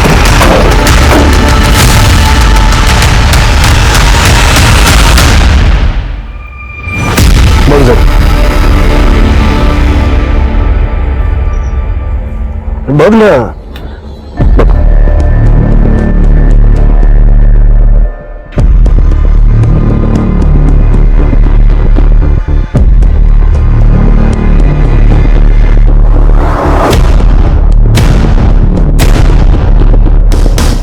लगता है त्रिशा भी काले जादू का ही शिकार हुई है।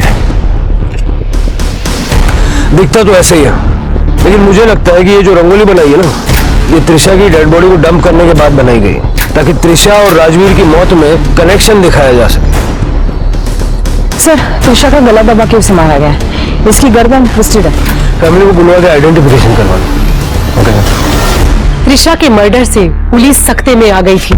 क्या त्रिशा भी काले जादू की शिकार हुई थी या फिर उसकी मौत की वजह कुछ और थी? पुलिस ने इन्वेस्टिगेशन के दौरान नोटिस किया कि त्रिशा की बॉडी दमयंती बुआ के घर के महज 2 किलोमीटर की दूरी पर बस स्टैंड के पास मिली थी। तो क्या उसने बस स्टैंड तक ऑटो या फिर प्राइवेट टैक्सी ली थी? पुलिस ने ऑटो और प्राइवेट टैक्सी ड्राइवरों से पूछताछ करने का फैसला किया और साथ ही उस दिन का सीसीटीवी फुटेज भी खंगाला। साथ ही पुलिस ने त्रिशा की बुआ दमयंती से भी पूछताछ की, जिसके बाद पुलिस को इस केस के संदिग्ध हत्यारे तक पहुंचने का सुराग मिल गया। सर, मैं त्रिशा को क्यों मारूंगा? मैं तो खुद अपनी जान लेने वाला था जब मुझे त्रिशा और यामिनी के बारे में पता चला था। क्या मतलब? सर, आपको नहीं पता? क्या? सर, त्रिशा और यामिनी दोनों रिलेशनशिप में थे। वो दोनों लेस्बियन थे। मुझे तो लगा था कि त्रिशा स्ट्रेट है, पर एक दिन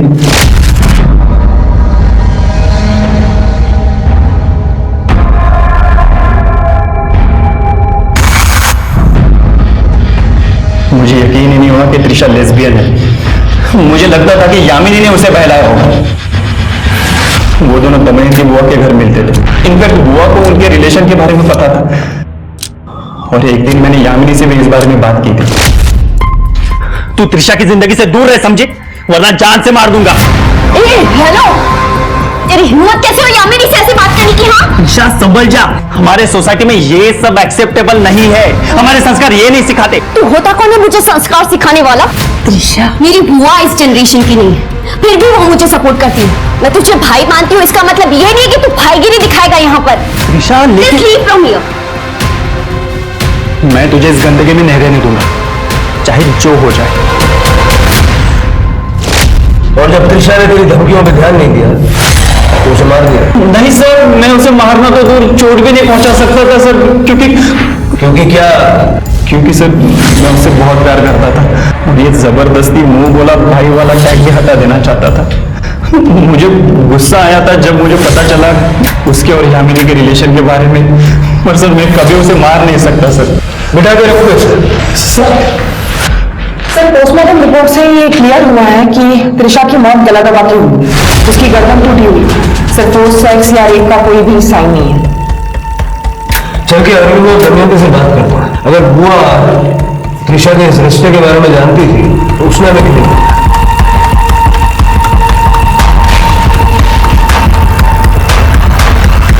ये आप क्या कह रहे हैं सर? आपकी हिम्मत कैसे हुई मेरी बेटी के बारे में ऐसी बातें करने की? हे खरे, त्रिशा और यामिनी के रिलेशन के बारे में मुझे पता था। वो दोनों पुणे भागना चाहते थे, मैंने उनको सपोर्ट भी किया। यामिनी त्रिशा का इंतजार बस स्टैंड पे कर रही थी, लेकिन जब काफी देर तक त्रिशा आई नहीं तो वो डर गई। ये क्या है? क्या सुन रहा हूं मैं? क्या चल रहा है? इसके बारे में रागिनी को भी पता था। उसने तो एक दिन... देखो रागिनी, माँ होने के नाते त्रिशा का साथ देना चाहिए तुम्हें।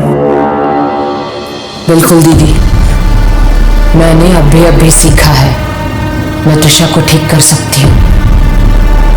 वो बिल्कुल ठीक हो जाएगी। मतलब क्या है तुम्हारा? सर्वेश महाराज ने मुझे रास्ता दिखाया है, बिल्कुल उसी तरह जैसे मैंने अपनी सौतन को सबक सिखाया था।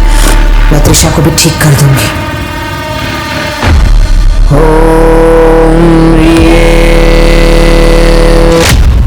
आपने अपनी बेटी पे काला जादू किया, मार डाला उसे?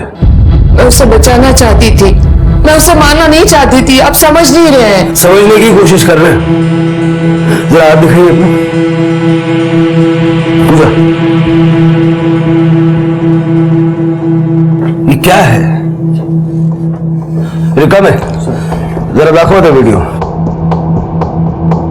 हमारी साइबर टीम ने कुछ वीडियोस रिकवर किए जो आपने डिलीट कर दिए थे। ये देखिए, ये क्या है? जहां जहां आपने अपने आप को चोट पहुंचाई वहीं मीना को चोट लगी। मुझे सर्वेश ने ऐसा करने के लिए कहा था, लेकिन सर्वेश ने तो कहा कि उसने आपसे बातचीत करना बंद कर दिया था उस दिन से जिस दिन आपने ऑन कैमरा उसके साथ बदतमीजी की। क्या? नहीं, ऐसा कुछ भी नहीं हुआ था। मैं तो उन्हें हमेशा इज्जत देती थी। वो हमेशा मुझे समझाया करते थे कि मुझे क्या करना चाहिए और क्या नहीं। उन्होंने कहा था कि मेरे पति मेरे पास वापस आएंगे और हम हंसी खुशी वापस साथ रहेंगे। ये आप और सर्वेश बातचीत कब और कैसे करते थे? मतलब हमें कोई रिकॉर्ड नहीं मिली। Social media through. जब भी उन्हें बात करनी होती थी वो मुझे ऑनलाइन बुलाते थे। मतलब सर्वेश के कहने पे आपने राजवीर को मार दिया? नहीं, मैंने राजवीर को नहीं मारा, मैं सच कह रही हूँ। बल्कि मुझे एक बहुत बड़ी पूजा करनी थी और वो पूजा के लिए जो भी सामग्री है वो इकट्ठा करने के लिए मुझे सर्वेश ने कहा था। उन्होंने कहा था कि मैं जब भी ये पूजा करूं तो आसपास कोई नहीं होना चाहिए। और एक दिन मुझे उन्होंने सरप्राइज दिया। वो यहाँ घर पे आए थे। सर्वेश यहाँ आया था? कब? फ्राइडे की शाम को, जब अरविंद और त्रिशा चले गए थे। इतनी सारी बातें आपने हमें पहले क्यों नहीं बताया? वो सर्वेश ने कहा था कि ये सब कुछ मुझे सीक्रेट रखना होगा, तभी काला जादू काम करेगा। आपने उसे बुलाया था? नहीं, उन्होंने कहा था कि उनका कोल्हापुर में कुछ काम है इसलिए वो आ गए। और सर, उस दिन राजवीर और उन्होंने मेरे साथ डिनर भी किया था। वो आपकी पाचन क्रिया में मदद करेगा। मैं भी पी लेता, लेकिन मेरी एक टैक्सी आएगी, आप ही आनंद लीजिए इसका।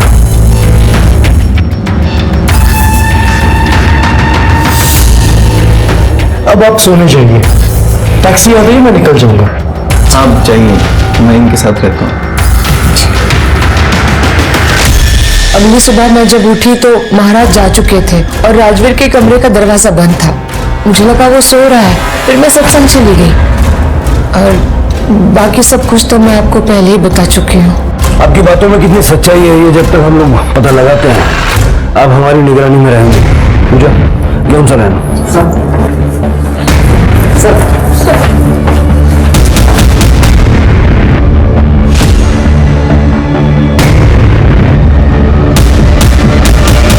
शायद रागिनी सच बोल रही है। वो रुद्राक्ष याद है जो हमें छत पे मिला था?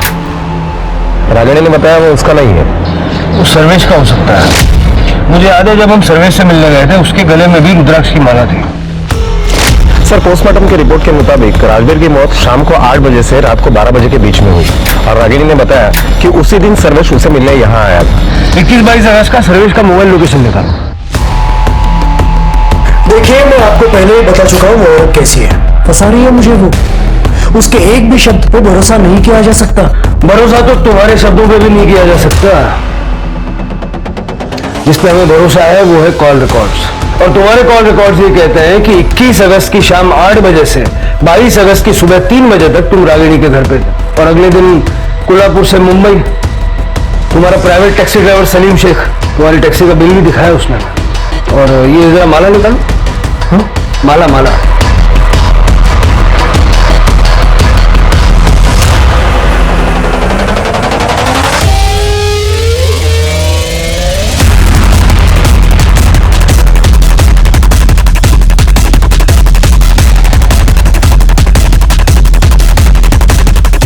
ये भी तो भूल गए थे आप रागिनी की छत पे।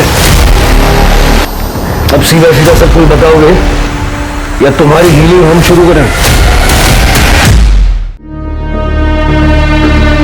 हाँ, मैं गया था रागिनी के घर।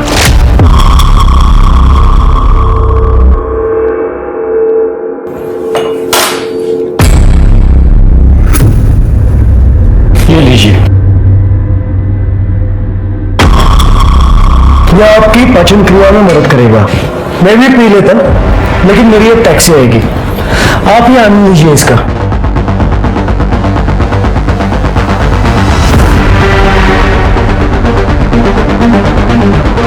अब आप सोने जाइए, टैक्सी आ गई, मैं निकल जाऊंगा। आप जाइए, मैं इनके साथ रहता हूँ। उस रात रागिनी अपने कमरे में चली गई और यहाँ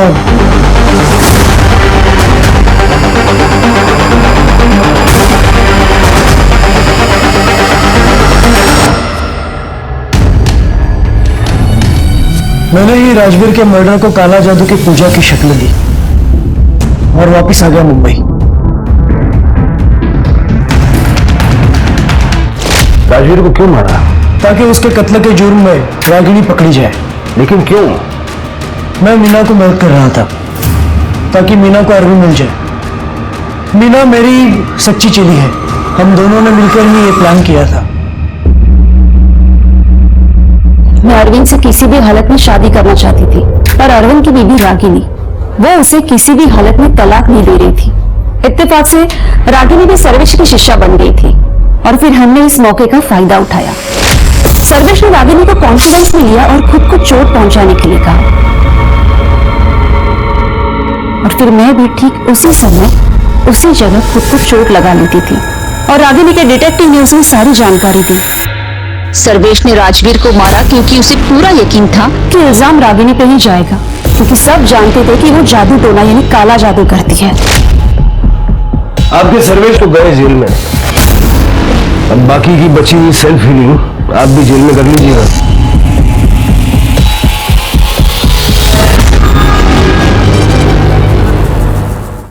सर, एक ऑटो ड्राइवर मिला है। मर्डर वाले दिन उसने त्रिशा को देखा था।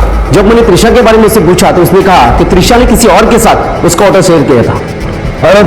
Yes sir. सब 20-22 साल का लड़का था। वो लड़की ऐसे रोड के साइड में इंतजार कर रही थी तो लड़के ने उसको देखा और मेरे को रिक्शा रोकने के लिए बोला। अरे यार, मेरी एक प्रॉब्लम हो गई है, सॉल्व करनी है। हेल्प करेगी क्या? हाँ चलो। आजा। फिर सब उन दोनों ने रिक्शा में ज्यादा बात नहीं किया। मैंने उनको गणेश नगर छोड़ा और वहां से निकल गया। प्रतीक से फोटो दिखाओ।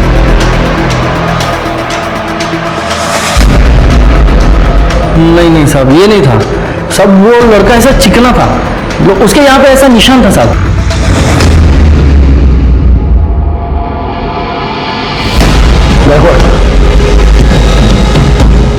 यही था साहब, यही था।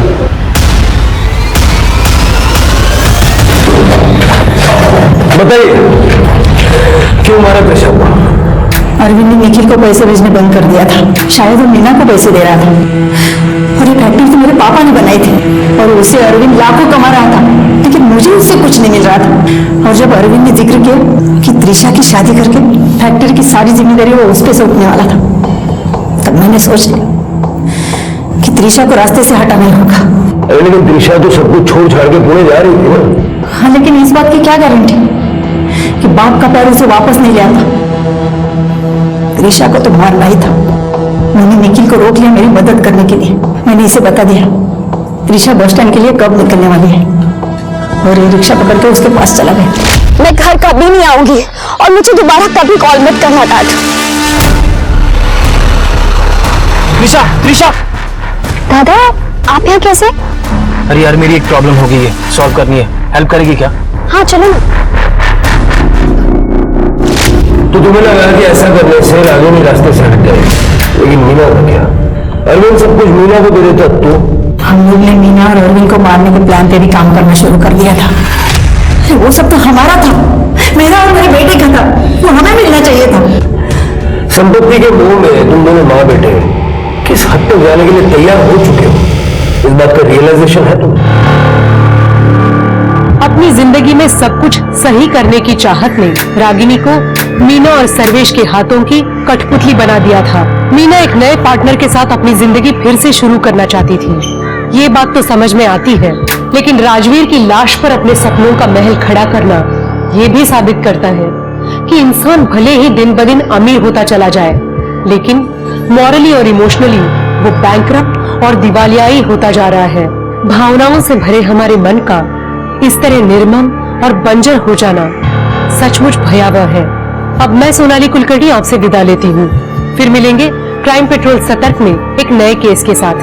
तब तक अपना और अपने परिवार का ख्याल रखिए, मास्क पहनिए, सैनिटाइजर का इस्तेमाल कीजिए और सोशल डिस्टेंसिंग बनाए रखिए।